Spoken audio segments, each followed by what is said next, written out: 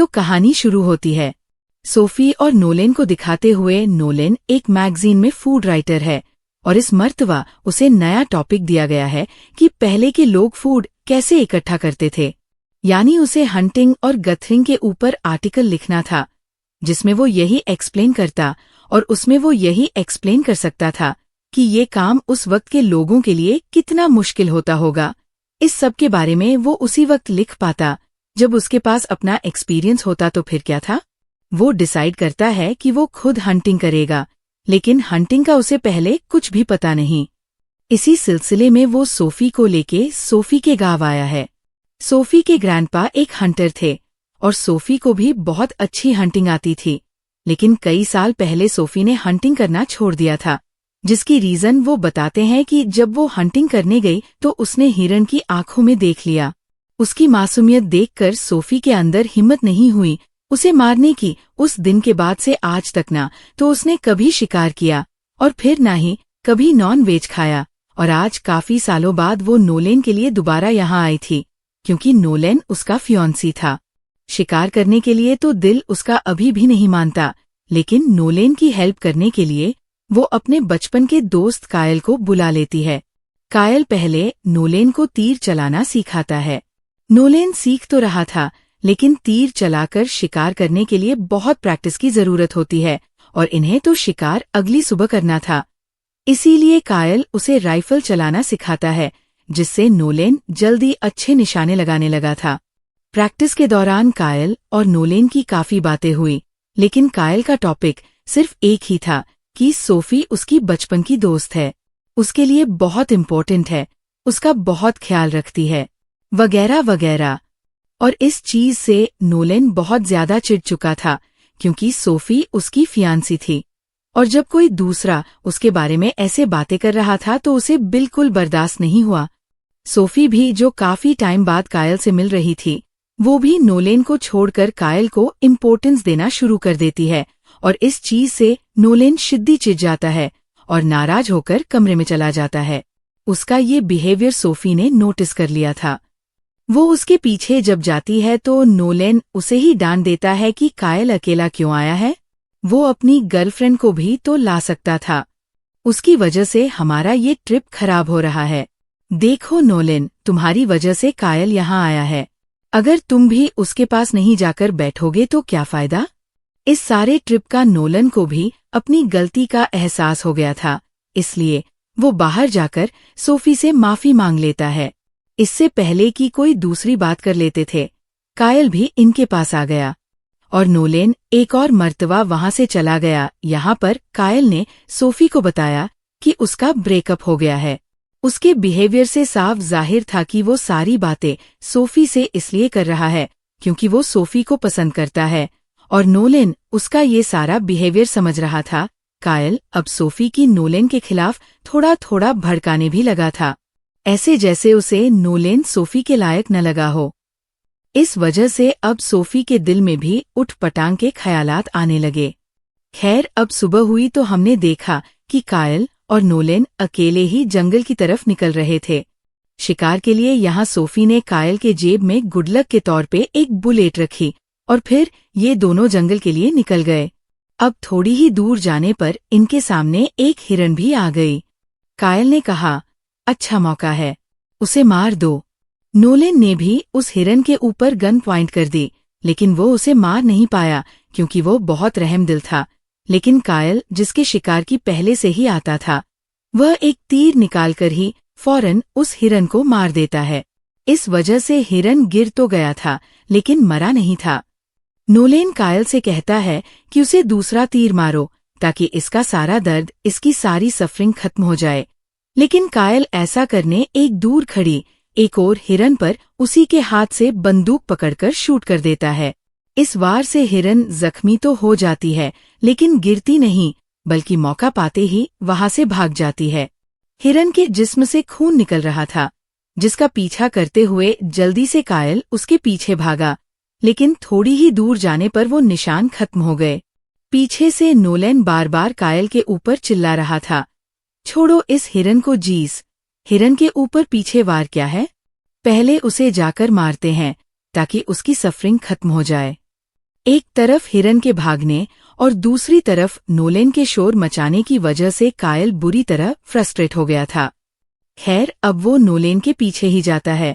उस हिरन को मारने के लिए वो यहाँ जाकर ये लोग शॉक रह जाते हैं, क्योंकि एक भेड़िया उनके सामने उनके शिकार किए हुए हिरन को खा रहा था। कायल को इन सब चीजों की आदत थी। वो यहाँ पे स्टिल खड़ा हो जाता है, जबकि नोलेन के तो डर के मारे पसीने छूट गए थे।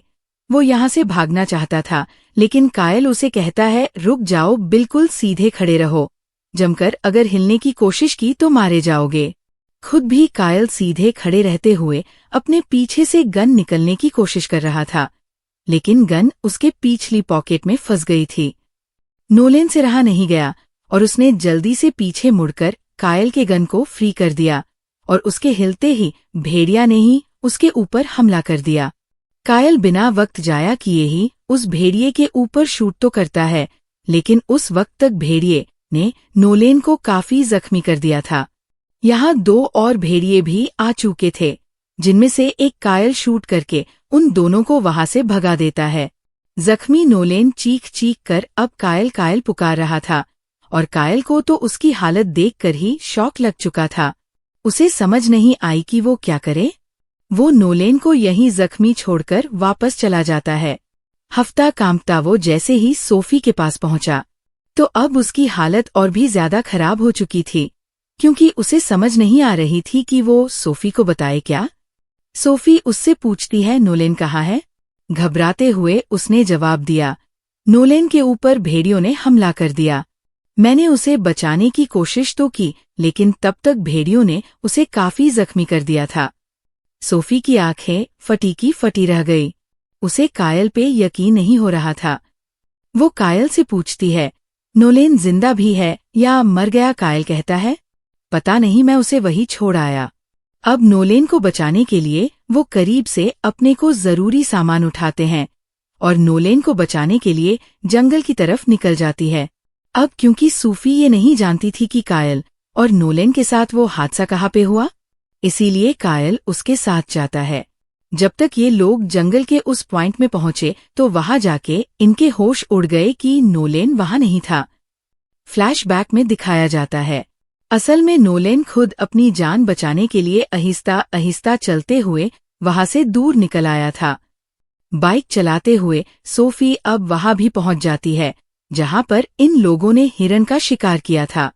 इस हिरन को मरा हुआ देखकर सोफी को लगा कि कायल उसे झूठ बोल रहा है। कायल ने बोला था कि वो लोग शिकार कर ही नहीं पाए। अब सोफी को उसके झूठ की वजह से ये लग रहा था कि शायद खुद ही कायल ने नोलेन की जेलसी में उसे मार डाला। गुस्से में सोफी उसके ऊपर चिल्लाने लग जाती है और बोलती है, बताओ कहाँ है नोलेन? तुमने उसे मारा है ना? तुम ही उससे जीलस हो रहे थे और नोलेन ने मुझे बताया कि रात में तुम्हारी और नोलेन की बहस हुई थी।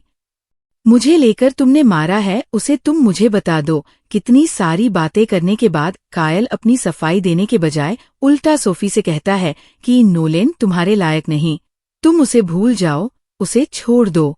ये सुनकर सोफी गुस्से से पागल हो गई।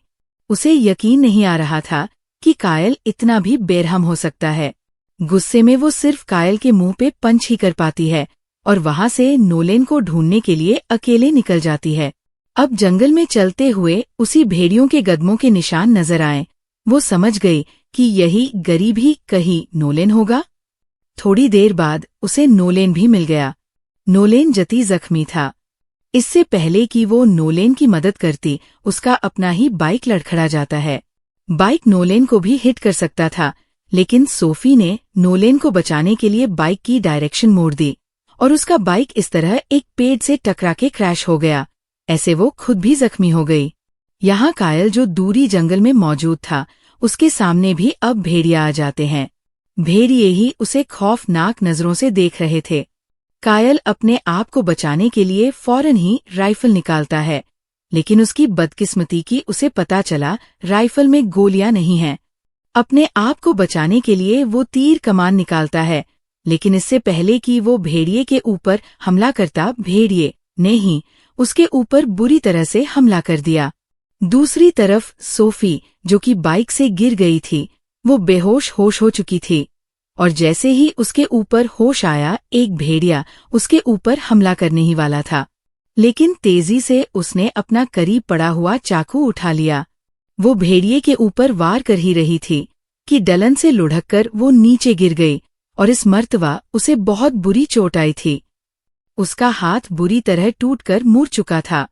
उसके पास इस वक्त सिर्फ तीर कमान थे अपने आप को इन भेड़ियों से बचाने के लिए, लेकिन दायां हाथ टूटने की वजह से वो तीर कमान चला भी नहीं सकती थी।